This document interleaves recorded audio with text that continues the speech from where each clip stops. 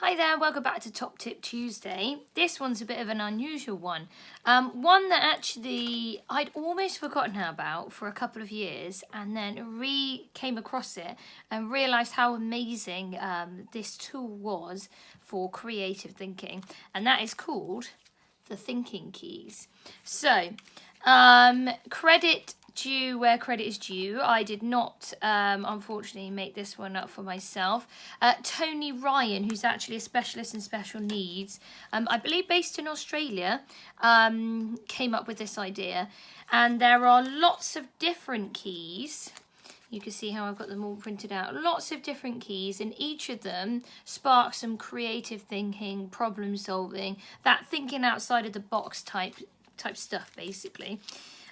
We'll start with the most basic one, and that is what if. Apologies, the word's probably backwards to you. And you just present a what if question. What if the world were made of chocolate? And they might laugh at first and it's really funny, but then you think you go, actually, let's really think about this now. What if that was to happen? And you actually start a whole discussion and debate. They might say, well, that's really great because, okay, why is that so great? And then they start to think outside the box, and they actually start to realise that there might be some problems there and they may need to solve them. Other ones, you've got the picture, where you're presenting them with a picture to give them lots of thought about. Maybe there's something wrong with the picture, or spark something to do with your topic.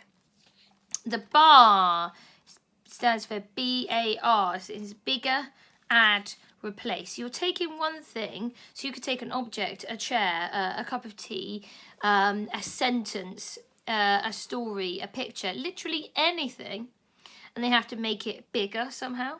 They have to add something to it, or they have to replace something. That one is often one of my favourites because they sometimes just think conceptually, oh, I'll just make the chair bigger. Okay, well, how are you making it bigger? Are all parts going to be bigger? Just their legs? What would happen? Like, who would need to sit on that? How would people get onto the chair? What's the point of that? So it really opens up lots and lots of discussions. There's things like commonality, the ridiculous, where you are giving them two things that are completely opposite to each other, and they have to find some common factors. So you could base that around a topic like space or dinosaurs, but again, it can be completely random, and it really opens up the world of, okay, well, what about, how were they similar and how were they different? And at first they might struggle with it, but if you give them some time and you prepare a little bit perhaps yourself, give them a few prompts if they're really stuck, it opens up so many discussions. And as you can see, there are so many different keys to choose from. Sometimes there's almost too many. Different uses is another one. So giving a random object and saying, well, okay, how can we use it as something completely different? What if we gave a skateboard something else and it wasn't used for that? How can we use a skateboard for cooking? It can be anything.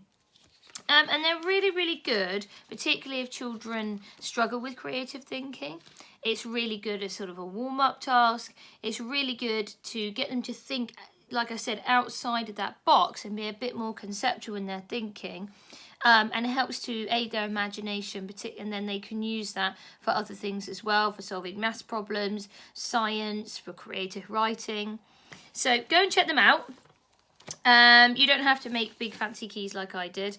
I just really love them. It's Tony Ryan, the Thinking Keys, and he comes up with lots of examples to go with each as well. There are lots of people out there who've made sort of PowerPoint presentations and things to go with it. So if you start for ideas, lots of people have already made them. So that's my top tip for Tuesday, the Thinking Keys. Go and check them out. I absolutely love them. Really, really good fun. Cheers. Till next time.